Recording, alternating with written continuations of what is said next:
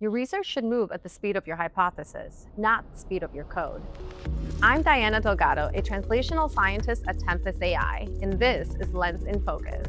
I'm currently investigating EGFR-targeted ADCs in lung cancer. I need to know if gene expression levels differ by biopsy site to evaluate a trial design. Usually, this means I have to launch RStudio, curate a cohort, and write code just to generate a single plot. Using the RNA expression agents in Lens, I can move from my question to figure in less than a minute without writing a single line of code.